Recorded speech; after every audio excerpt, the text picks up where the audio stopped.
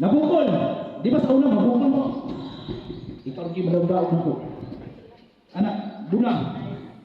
Tendency, imbis sumay yung burot, yung bako, yung sumay. Kaya nainitan. Gusto may ang init, pampalagnay, ang bugnaw, pampalagnay lagi.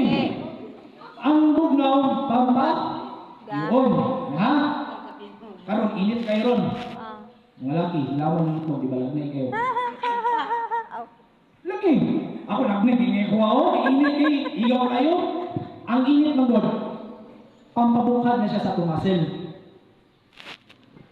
Ang bugnaw, pampakiyom.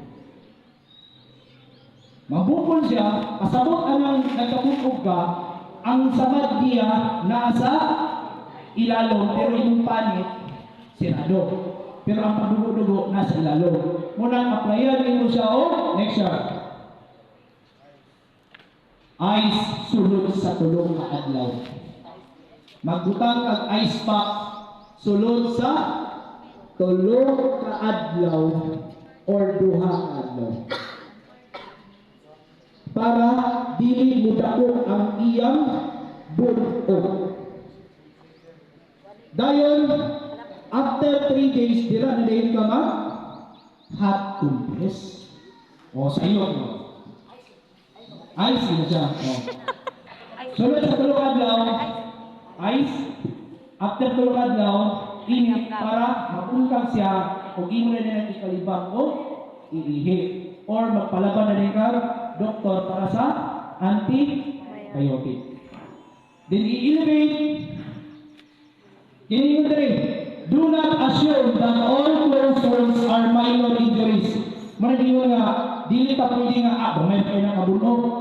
Kaya dagan kayo namatay ng gamay bunog. Dagan na kayo na-discussion na. This example lang, sa mukod, na-discussion siya bike, wasa ang sabak, ipahilot niya, bunog ng gamay, natinga siya, mumupong ang iyang kamot, na iming gawas na na. Nagka-infect niya, ang iyang kamot, nag-crack. Kada itong bukog na may bone marrow, diba? Mana siya mag-produce ng dugo. Muto siya, nagka-infection, gikaon ang iyang gamay nga, bukog, gitangtang sa doktor. Imbis gamay ra, nindako. Munang, pinaka-maximum na ng tulong adlaw. Observe ng bunog, di mawala tulong, di upat lima, nagyapon, imo na na siyang ipa-check up. Nga naman, basin ang sa ilalong anak, lahi na ang kasama. Okay, next year. Kung na'y sirado, na po'y open. Sa open, na'y upat na klase. Kanang lubaw ng ice pick, ang term na sa mga doktor, sa mga rescuer, puncture. Isang kabuk ang samad, lingin, tublok. Makita ninyo. Ang pinakahugaw na samad, kaning laceration. Di kayo maklaro ninyo, pero hindi lang dyan kayo siya. Kung maklaro ninyo, muna yung samad niya. Murabilahan mo. Kanao ninyo. No, murag yung bilahan. Hindi mo maklaro, pero kabot na siya. Ang iyang samad, nangyari. Nahiwa, pero ang gigamit na object is hamol. Munang hugaw ba? Manda ka nang magutag ka karne na hamol yung kutsilyo?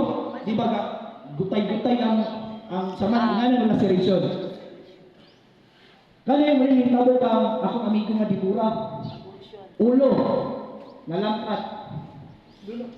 Sumi. Nalamkat siya. Ako ito nga dibura lang, ikan din. Tama diari, anak, babalik, then tuklap. Kani gamay rin siya.